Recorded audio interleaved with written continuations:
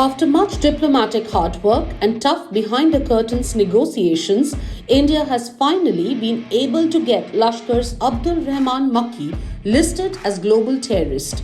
Makki has been listed under the UN Security Council's Al-Qaeda and ISIL Sanctions Committee on January 2023. With this massive victory, China's attempt to turn around India's pursuit of justice went in vain. With relentless and intense diplomacy coupled with international pressure, India secured a huge victory when China was forced to put its foot in its mouth and remove the block on Makki's listing placed by it. However, Beijing has refused to learn its lesson and has once again come out in praise for Pakistan for what it calls Pakistan's counter-terrorism efforts. The world knows that Sino-Pak tandem has weakened global efforts to counter cross-border terrorism. And for us, we know that China often uses Pakistan as a proxy military against India. It is a shock to see this kind of notorious and poisonous Bonhomie China and Pakistan display. But how does terrorism act as a glue and hold iron brothers China and Pakistan together? Why does China always back Pakistan when it comes to terrorism? And why Pakistani terrorists always find support in Beijing?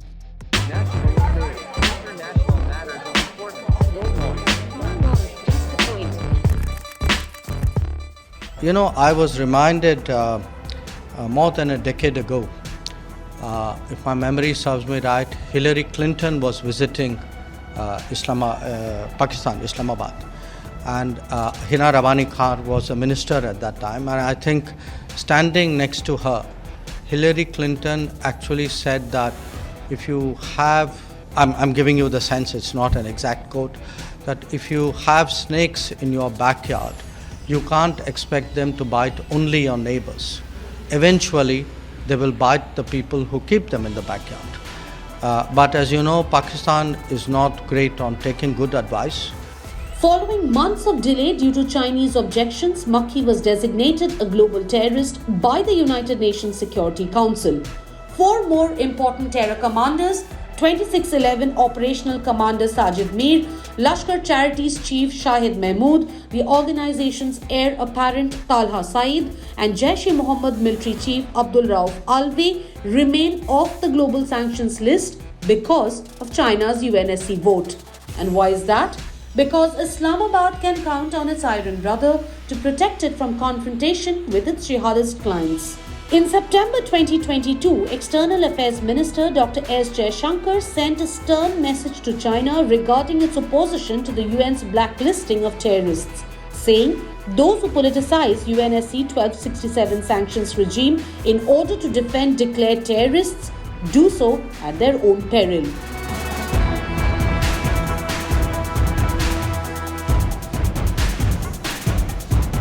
The United Nations responds to terrorism by sanctioning its perpetrators, those who politicize the UNSC 1267 sanctions regime, sometimes even to the extent of defending proclaimed terrorists.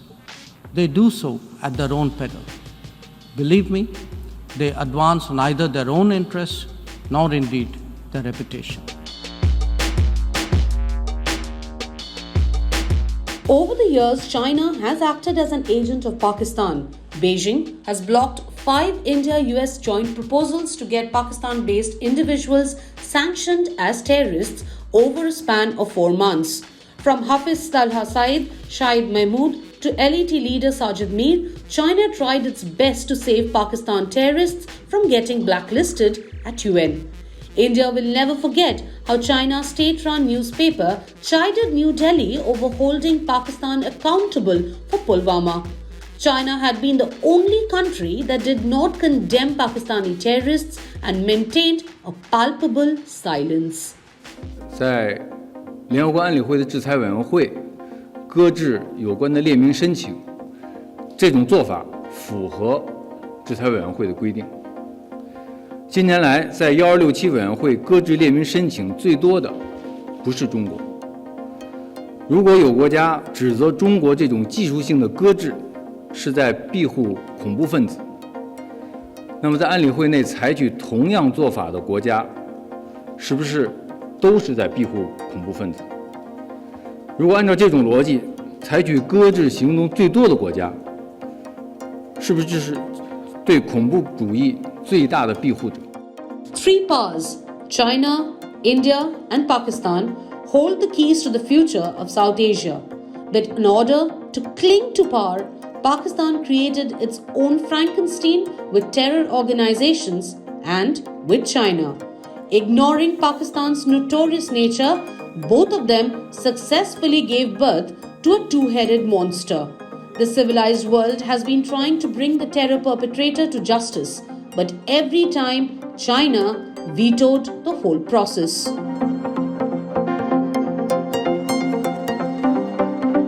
Strong military ties have been the bedrock of China-Pakistan relations since the 1960s. And for China, Pakistan has emerged as a low-cost tool to balance situation with India and keep it hemmed in the subcontinent.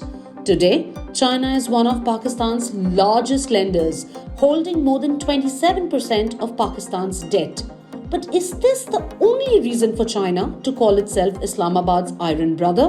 The answer is no. Apart from synchronizing their positions against India, China and Pakistan have created new tandems extending from the United Nations to other international organizations such as the OIC, where Pakistan is China's main bridge to the Islamic world. Under OIC, Pakistan plays a key role in fending off pressure on China on account of its human rights violations in Xinjiang and the ill treatment of its Muslim minorities. Of course, we cannot forget how Pakistan had hailed China on Uyghurs.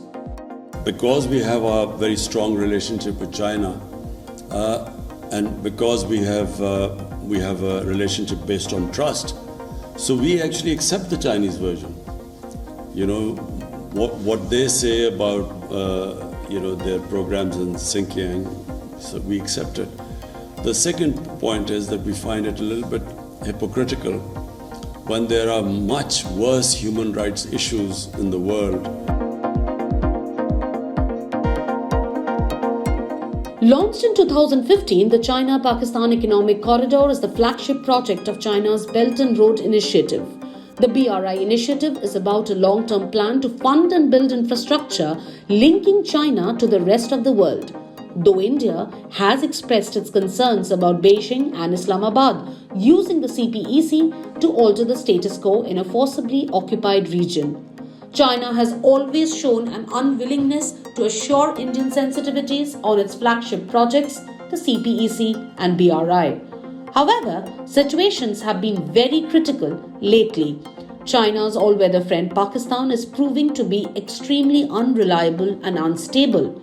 China's ambitious Gwadar port project has been hit by increasing terror attacks on its own workers from Baloch rebels. The Chinese are well aware of the close connections between the terrorist outfits and the Pakistani Army and Intelligence Service and the Inter-Services Intelligence. China is also well aware of the fact that only CPEC projects will give them the power to expand. So, it will be interesting to see how long Beijing keeps protecting Pakistan.